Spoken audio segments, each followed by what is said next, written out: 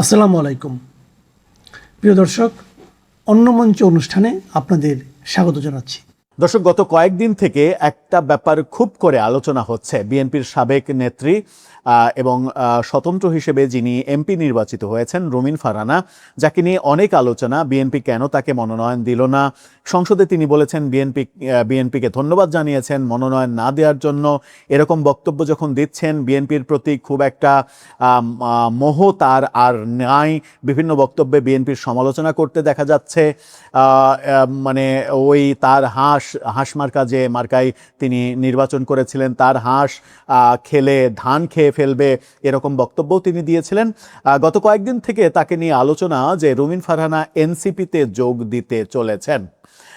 এই আলোচনা খুবই গুরুত্বপূর্ণ আলোচনা। এই কারণেই রুমিন ফারহানা বাংলাদেশের রাজনীতিতে বেশ আলোচিত একটা মুখ, এবং আওয়ামী লীগের 15.5 বছরের আমলে বিএনপির পক্ষে মিডিয়াতে কথা বলার মতো যে 2-4 জন মানুষ হাতে গোনা ছিল, তাদের মধ্যে অন্যতম শীর্ষস্থানীয় কিন্তু এই রুমিন ফারহানা, যাকে বিএনপি অবহেলা করেছে। এর কারণে বিএনপির অনেকে সমালোচনা করেন। তিনি এনসিপিতে যোগ দেবেন এরকম কথাবার্তা কেন হচ্ছে? যার মানে গত 1.5 বছরেরও বেশি সময় ধরে আমরা প্রতিনিয়ত দেখেছি এনসিপি এবং এনসিপি নেতাদের সব থেকে বেশি সমালোচনা যারা করেছেন, তাদের যদি 5 জনের শর্টলিস্ট করা হয়, তাহলে রুমিন ফারহানার নাম আসবে। সেই রুমিন ফারহানা এনসিপিতে যোগ দেবেন সত্যি? কি বলছেন তিনি? কি ঘটনার পরিপ্রেক্ষিতে এই আলোচনা আসলো, কিংবা কি কথা ছড়িয়ে পড়লো? চলুন একটু জেনে দেখে এই ভিডিওতে। থাকবেন পলিটিক্স টিভির নিয়মিত আয়োজন। দর্শক, বলছিলাম বিএনপির সাবেক নেত্রী, স্বতন্ত্র সংসদ সদস্য রুমিন ফারহানা এনসিপিতে যোগ দিচ্ছেন, এই খবরটা ছড়িয়ে পড়েছিল। আবার আরেকটা খবরও ছড়িয়ে পড়েছিল। এটা ছড়িয়ে পড়ার পরে সেটা হচ্ছে যে তিনি নাকি বলেছেন যে হাসনাত আবদুল্লাহ যদি এনসিপি ছেড়ে দেয়, তাহলে আমি এনসিপিতে যোগ দিতে পারি। কারণ হাসনাত আবদুল্লাহর সঙ্গে একেবারে ডিরেক্ট ক্ল্যাশ তৈরি হয়েছিল। হাসনাত আবদুল্লাহকে তিনি বাজে বাজে মন্তব্য করেছিলেন, কারণ হাসনাত আবদুল্লাহ তার সম্পর্কে খুবই জঘন্য রকমের মন্তব্য করেছিলেন। অর্থাৎ 2 জনের সম্পর্ক খুব একটা ভালো নয়, এটা আমরা দেখেছি। সেই কারণেই একটা গোষ্ঠী এই বক্তব্যটা ছড়িয়ে দিয়েছিল যে রুমিন ফারহানা বলেছেন হাসনাত যদি এনসিপি ছাড়ে, তাহলে এনসিপিতে যোগ দেওয়ার কথা তিনি চিন্তা করবেন। কিন্তু সেটা রুমিন ফারহানার বক্তব্য ছিল, এরকম কোনো তথ্য প্রমাণ আমরা হাতে পাইনি। সুতরাং ধরে নেওয়া যায় যে সেটা গুজবও ছিল। এখন গণমাধ্যম যেটা বলছে রুমিন ফারহানার বক্তব্য নিয়ে, দেশ রূপান্তরের শিরোনামটা দেখে নিন। সেখানে বলা হচ্ছে এনসিপিতে যোগ দেওয়ার গুঞ্জন, যা বললেন রুমিন ফারহানা। ত্রয়োদশ সংসদে স্বতন্ত্র নির্বাচিত রুমিন ফারহানা এনসিপিতে যোগ দিতে চলছেন বলে চাউর হওয়া খবর সম্পর্কে পরোক্ষ বার্তা দিয়েছেন রুমিন ফারহানা। গত কয়েকদিন ধরে সামাজিক যোগাযোগ মাধ্যমে বিষয়টি নিয়ে ব্যাপক আলোচনা হলেও এ বিষয়ে স্পষ্ট কোনো বক্তব্য তিনি দেননি। অর্থাৎ তিনি যোগ দিচ্ছেন কি দিচ্ছেন না, এরকম স্পষ্ট কোনো বক্তব্য দেননি। কারণ তিনি তো এমন না যে এরকম গুঞ্জন যেটা ছড়িয়ে পড়লো সেটা তিনি জানেন না, সেটা তিনি দেখেননি, সেটা তিনি শোনেননি। ব্যাপারটা তো তা নয়। সবই জানেন, সবই শুনেছেন, সবই দেখেছেন, কিন্তু তিনি চুপ কেন? এই চুপ থাকার মধ্যেই তিনি ফেসবুকে একটা খুবই কৌশলে একটা পোস্ট দিয়েছেন। সেই পোস্টটাকে গণমাধ্যম মনে করছে যে এই গুঞ্জনের সঙ্গে মেলানো যায়। কি সেই পোস্ট? তার পোস্টে তিনি ইংরেজিতে পোস্ট দিয়েছেন, যার বাংলা মর্মার্থ যেটা দাঁড়ায় সেটা হচ্ছে যে গুজব রটাই নিন্দুকেরা, ছড়াই বোকারা, আর বিশ্বাস করে গাধারা। তিনি খুবই স্পষ্ট, খুবই মজার একটা পোস্ট দিয়েছেন। আবারও বলি, গুজব রটাই হচ্ছে নিন্দুকেরা, গুজব ছড়াই বোকারা, আর গুজব বিশ্বাস করে গাধারা। অর্থাৎ যারা বিভিন্ন গুজব বিশ্বাস করে তাদেরকে গাধা বলছেন। এই কথা বলে রুমিন ফারহানা তার পোস্টে সরাসরি কোনো রাজনৈতিক দলের নাম উল্লেখ না করলেও বর্তমান প্রেক্ষাপটে তার এই পোস্টটি এনসিপিতে যোগদানের গুঞ্জনের কড়া জবাব হিসেবেই তিনি দেখছেন। অর্থাৎ যারা এই গুজব ছড়াচ্ছে তাদেরকে নিন্দুক বলছেন, বোকা বলছেন। যারা গুজব রটাচ্ছে তাদেরকে নিন্দুক বলে সমালোচনা করছেন। এর আগে বিভিন্ন সূত্রে খবরে ছড়িয়ে পড়ে জুলাই আন্দোলনের পক্ষের শক্তিগুলোকে এক প্ল্যাটফর্মে আনার প্রক্রিয়ায় রুমিন ফারহানা সহ বেশ কয়েকজন পরিচিত মুখ এনসিপিতে যোগ দিতে পারেন। দলটির শীর্ষ নেতাদের সঙ্গে তার নিয়মিত যোগাযোগের খবরও গণমাধ্যমে উঠে আসে। তবে রুমিন ফারহানার সাম্প্রতিক এই অবস্থান থেকে স্পষ্ট যে এখনই তিনি এমন কোনো সিদ্ধান্ত নিচ্ছেন না, এবং ছড়িয়ে পড়া খবর খবরগুলোকে তিনি গুরুত্বহীন মনে করছেন। এর আগে বিভিন্ন সাক্ষাৎকারে তাকে প্রশ্ন করা হয়েছিল তিনি কি বিএনপিতে ফিরবেন। রুমিন ফারহানা কিন্তু পজিটিভ উত্তর দেননি। তিনি এই ব্যাপারে অনেকটা নেগেটিভ উত্তরই দিয়েছেন, অর্থাৎ বিএনপিতে ফেরার ব্যাপারে তার কোনো আগ্রহ নেই। যে কয়েকজন এবার স্বতন্ত্র নির্বাচিত হয়েছেন, 7-8 জন, তারা বিএনপিতে ফিরতে চান এরকম খবর কিন্তু গণমাধ্যমে একাধিক দিন আমরা দেখেছি। তাদেরকে ফেরানোর উদ্যোগ বিএনপি নেবে কিনা সেই ব্যাপারে এখনো কনফিউশন রয়েছে। হয়তো কোনো একটা সময় তারা ফিরবে, হয়তো এখন তো কেবল নতুন পিরিয়ড চলছে, কিছু সময় অতিক্রম করলে হয়তো একে একে স্বতন্ত্ররা আবার বিএনপিতে বহিষ্কার আদেশ তুলে নেওয়া হবে, তারা বিএনপিতে যোগ দেবেন এবং বিএনপির সংসদ সদস্য সংখ্যা বেড়ে যাবে। কিন্তু রুমিন ফারহানা কি সত্যিই বিএনপিতে যোগ দেবেন? আমার মনে হয় যে যত রাগ অভিমান থাকুক না কেন, রুমিন ফারহানা বিএনপিতেই ফিরে যাবেন। কারণ রাজনীতির ভবিষ্যৎ, বাংলাদেশের রাজনীতির যে বাস্তবতা, তাতে আমরা দেখেছি কাদের সিদ্দিকী, ডক্টর কামাল হোসেনদের মতো বাঘা বাঘা রাজনীতিবিদরা ভিন্ন রাজনৈতিক প্ল্যাটফর্ম তৈরি করে সফল হতে পারেননি। তার মানে বাংলাদেশের জনগণ মার্কা চিনে, শুধু হয় ধানের শীষ, না হলে নৌকা, না হলে দাঁড়িপাল্লা, এই মার্কা চেনে, এই মার্কার বাইরে কিন্তু চেনে না। মূলত বাংলাদেশের জনগণ 2 ভাগে বিভক্ত, একটা নৌকা, একটা ধানের শীষ। সুতরাং এই রাজনৈতিক বলয়ের বাইরে গিয়ে রাজনীতি করাটা বাংলাদেশে কঠিন। তিনি যদি মনে করেন নতুন দল করবেন, তাহলে সফল হওয়ার সম্ভাবনা 0%। তিনি যদি মনে করেন অন্য কোনো দলে যোগ দেবেন, অন্য কোনো দল বলতে এনসিপিতে যোগ দেবেন যদি মনে করেন, তাহলে আমার মনে হয় যে তিনি একেবারে পচে যাবেন। কারণ এনসিপির যে ভাবমূর্তি তৈরি হয়েছে গত 1 বছরের একটু বেশি সময়ে তার জন্মের পরে, সেই ভাবমূর্তি কোনোভাবেই পজিটিভ নয় এবং সেখানে নারীরা যে সম্মানিত হন না, সেটা বিভিন্নভাবে বিভিন্ন তর্ক বিতর্কে উঠে এসেছে। সুতরাং সেটাও তার জন্য ভালো ওয়ে নয়। আর একটা ওয়ে আছে, সেটা হচ্ছে তার পিতার মতো, তার পিতা একসময় আওয়ামী লীগ করতেন, সেই আওয়ামী লীগে যোগ দেওয়ার ব্যাপারটা। যদি মিরাকেল কিছু হয়, তিনি যদি একটা বড় প্ল্যাটফর্ম খুঁজে নিতে চান বিএনপির বিকল্প, তাহলে সেই গন্তব্যটা হতে পারে বাবা প্রথম দিকে যে যে দলের জন্মলগ্ন থেকে সক্রিয় ছিলেন, সেই বাবার পথ ধরে আওয়ামী লীগে যোগ দেয়া। তাহলে রুমিন ফারহানা কোন পথটা বেছে নেবেন? আমার মনে হয় যে রুমিন ফারহানা যদি বিএনপিতে ফেরার সম্ভাবনায় অন্তত 80%। যদি বিএনপিতে যোগ না দিয়ে অন্য কোনো দলে যোগদানের চিন্তা করেন, সেটা হতে পারে একটা মিরাকেল এবং সেই গন্তব্যটা হতে পারে আওয়ামী লীগ, অন্য কোনো দল নয়। দর্শক, আপনার মতামত জানিয়ে এই ব্যাপারে লিখতে পারেন। নমস্কার, আমি তরুণ ঘোষ। ডক্টর শিরিন শারমিন চৌধুরীকে নিয়ে বাংলাদেশে, তার জামিন নিয়ে বাংলাদেশে এখন খুব হইচই চলছে যে হঠাৎ করে আওয়ামী লীগের স্পিকারকে, এত লোক থাকতে তাকে কেন হঠাৎ জামিন দেওয়া হলো? তাহলে কি একটা বিকল্প আওয়ামী লীগ গঠন ফটনের চেষ্টা ফেষ্টা হচ্ছে? এই নিয়ে প্রচুর লেখালেখি এবং কথাবার্তাও চলছে। একটু আপনাদের পূর্বের কথা মনে করিয়ে দিই। খলিলুর রহমান যখন আমাদের ভারতবর্ষে এসেছিলেন এবং জয়শঙ্করের সঙ্গে যখন দেখা হয়েছিল, তারপরে আমি একটা কপি করেছিলাম ভিডিও, তাই টাইটেল করেছিলাম চাপের রাজনীতি খেলতে গিয়ে, কি একটা লিখেছেন, চাপের রাজনীতি খেলতে খালি হাতে ফিরতে হলো খলিলুর রহমানকে। জয়শঙ্করজি আমার ভিডিওর সঙ্গে আপনারা মিলিয়ে দেখবেন, আমি আজকে যা বলছি সেদিনকে যা বলেছিলাম সেটা মিল আছে কিনা। জয়শঙ্করজি কথাটা শুরুই করেছিলেন এটা দিয়ে যে আওয়ামী লীগের স্পিকার শিরিন শারমিন চৌধুরীকে অ্যারেস্ট করে আপনারা পরিষ্কার বুঝিয়ে দিয়েছেন আওয়ামী লীগ সম্পর্কে তারেক রহমানের মন্ত্রিসভার এর মনোভাবটা কি। সেখানে আমরা বিশ্বাস করব কি করে? শেখ হাসিনার কথা তো ছেড়েই দিন। এখন তিনি দেশে ফিরে নানান ভুলভাল কথা বলছেন। উনি বলছেন যে আমি প্রথমে বলেছি যে গঙ্গা চুক্তি যদি রূপায়ণ না হয়, তাহলে ভারতবর্ষের সঙ্গে বাংলাদেশের স্বাভাবিক সম্পর্ক গড়ে তোলা যাবে না। এটা উনি অফিসিয়ালি বলেছেন। আরো অনেক কথা বলেছেন।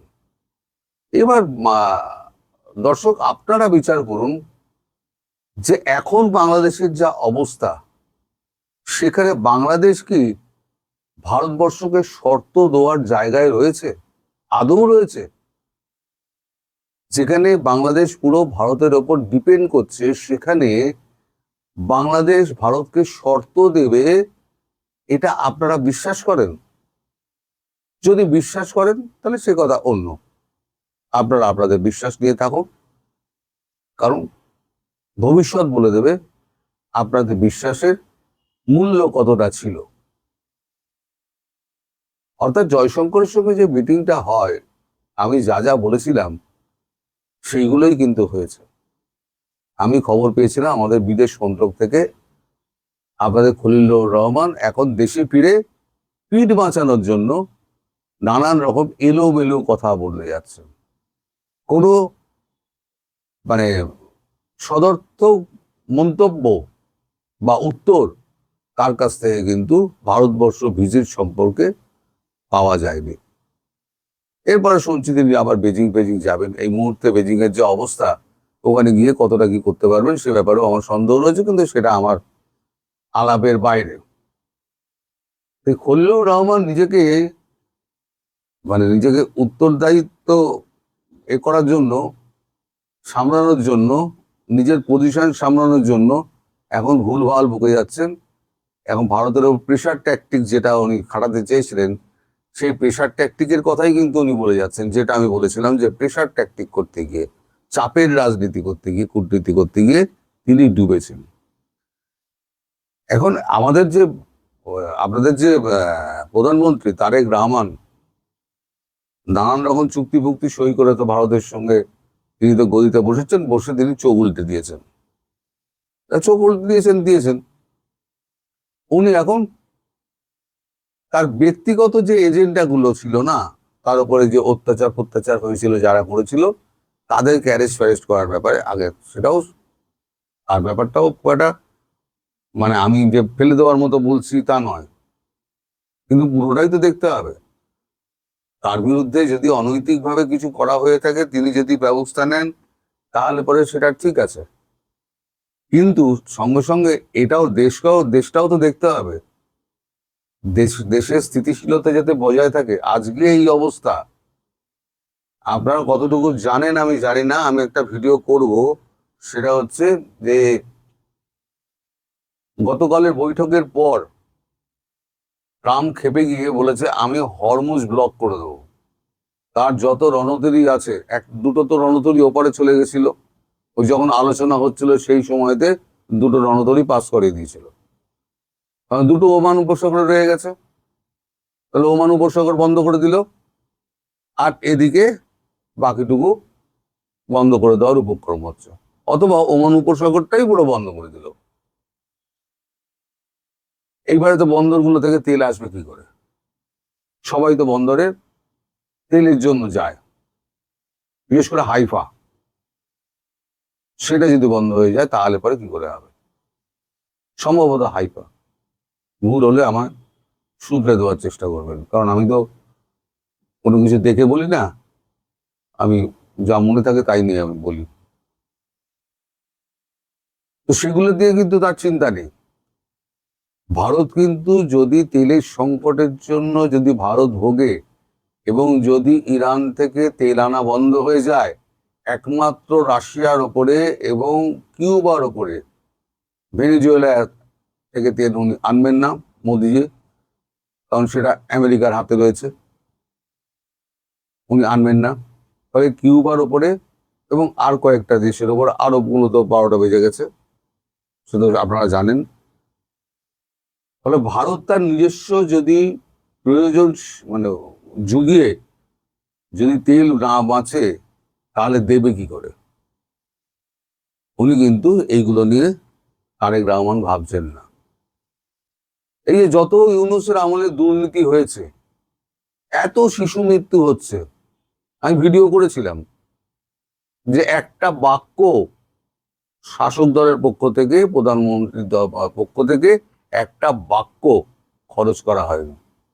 তিনি সিনেমা থিয়েটার দেখে বেড়াচ্ছেন, তা তিনি বেড়ান, তার ইচ্ছা, পরিবার নিয়ে আনন্দ করছেন, দেশ যায় গোল্লায়, উনি নিজের মতো আছেন। ওই জনতার আদালত বলে একটা ফেসবুক চ্যানেল, তারা এখানে লিখেছে, আলহামদুলিল্লাহ, হাম ও অন্যান্য রোগে শিশুদের টিকা ও সিরিঞ্জ ক্রয়ে অর্থ আত্মসাৎ, অনিয়ম ও দুর্নীতির বিষয়ে তদন্তপূর্বক সাবেক প্রধান উপদেষ্টা ডক্টর ইউনূস ও সাবেক স্বাস্থ্য উপদেষ্টা ডক্টর নূরজাহান বেগম সহ সংশ্লিষ্টদের বিরুদ্ধে ব্যবস্থা নিতে দুর্নীতি দমন কমিশনে দুদকে আবেদন করা হয়েছে। এটা হচ্ছে জনতার আদালত তার লেখা। এখন আমি যে বলেছিলাম না 128 কোটি টাকা ঘুষ নিয়েছিলেন, সেগুলো ধীরে ধীরে প্রমাণিত হবে। আমি তো আগে বলে দিই, তো পরে প্রমাণিত হবে 128 কোটি টাকা তিনি কোন জায়গা থেকে দুর্নীতি করেছিলেন, মানে কোন কোম্পানিকে টাকা খেয়ে, বাংলাদেশের কোন কোম্পানিকে তিনি ওই হামির টিকা সাপ্লাই করার জন্য দিয়ে দিয়েছিলেন, অর্ডারটা দিয়েছিলেন। যথাসময় সে টিকা দিতে পারেনি। আমি এও বলেছিলাম, যদি আপনারা যদি এটাকে মিথ্যে খবর প্রমাণ করতে পারেন, আমার বিরুদ্ধে মামলা করবেন, অথবা আমার বিরুদ্ধে বাংলাদেশের ভারতের হাই কমিশনে গিয়ে আমার বিরুদ্ধে অভিযোগ করতে পারেন, অথবা ইন্ডিয়া গভর্নমেন্টকে আপনারা জানাতে পারেন। আমার হাতে তথ্য প্রমাণ আছে, এবং পরবর্তীকালে বেশি ব্যবহারবাই করলে সে কোন কোম্পানি, সেই কোম্পানির নামও আমি বলে দিয়েছিল, বলে দেবো, সেটাও বলেছিলাম। এগুলোর দিকে তার নজর নেই। আওয়ামী লীগের ফেরার ব্যাপারে তিনি যে কাটামুন্ডু তখন মেরে রেখেছিলেন, কাটামুন্ডু কিন্তু এখন আর মানে হাড়ও নাড়ে না, ফিরেও দেখে না, মুন্ডু পুরো ঘুরে গেছে। ও ভালো কথা। তবে যে কথাগুলো উঠছে যে শিরীন শারমিনকে সামনে রেখে রিফাইন্ড আওয়ামী লীগ তৈরি করা হবে, সেটা সম্ভব নয়। কারণ শিরীন শারমিন রাজি হবেন না। তিনি আপামর একজন আওয়ামী লীগ প্রেমী, এবং শুরু থেকে তিনি দলের সঙ্গেই যুক্ত। এবং আমি এটা খোঁজ খবর নিয়েই আপনাদের বলছি, তিনি কোনো দিন এই প্রস্তাব মানবেন না। ফলে তারেক রহমানরা যতই চেষ্টা করুক না কেন, আমি বলেছি, কিছুই করতে পারবেন না। শুধু শুধু আপনাদের সময় নষ্ট হচ্ছে, আর ভারতের সঙ্গে প্রেশার ট্যাকটিক করতে গিয়ে আপনি আপনার দেশকে বিপদে ফেলছেন। এই মুহূর্তে ভারতবর্ষ ছাড়া বাংলাদেশের কোনো গতি নেই। এটা আমি আগেও বলেছি, এখনো বলছি। আপনারা যতই গালাগাল করুন, এটাই হচ্ছে ধ্রুব সত্য।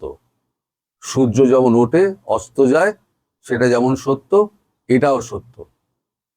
আপনাদের বলেছিলাম না, ভিসা এখন ট্রাভেল ভিসা দেওয়া হবে না, দেওয়া হচ্ছে না। আমাদেরকে আমাদের হাই কমিশনার বলেছিলেন, আমি সেটাই কন্ট্রাডিক্ট করে বলেছিলাম যে উনি বললেন কি করে, কারণ আমি জানি তো দেওয়া হবে না। আর এই মুহূর্তে কখনো দেওয়া হয়, যেখানে এখানে এখন নির্বাচন চলছে আর ধরপাকড় চলছে, এখন ট্রাভেল ভিসা দেওয়া হয়? সেটাই পরিষ্কার হয়ে গেল। অর্থাৎ ভারতের পক্ষ থেকে উনি খালি হাতেই ফিরেছেন। ফিরে এখন পিঠ বাঁচানোর জন্য এখন খলিলুর রহমান নানান কথাবার্তা বলে যাচ্ছেন। আপনারা মোটেই বিভ্রান্ত হবেন না। আওয়ামী লীগের ব্যাপারে ভারতবর্ষ তার অবস্থানে স্টিক করে রয়েছে, এবং আওয়ামী লীগকে না ফেরালে তারেক রহমানের গদি থাকবে না, এবং সেটা খুব তাড়াতাড়ি যা হবার হবে। আমি দিনক্ষণ বলতে পারবো না। আর শেখ হাসিনা ডিসেম্বরের মধ্যেই সম্ভবত ফিরছেন। আবার আমি বলে দিচ্ছি, আমায় গালাগালি করুন আর যাই করুন না কেন, আমি ভারতবর্ষের কথা বলি, আপনাদের কথা বলি। আর দুর্মুখরা যা বলার তা বলে যান, তাতে আমার কিচ্ছু যায় আসে না। সবাই ভালো থাকবেন, সুস্থ থাকবেন, সাবধানে থাকবেন। নমস্কার।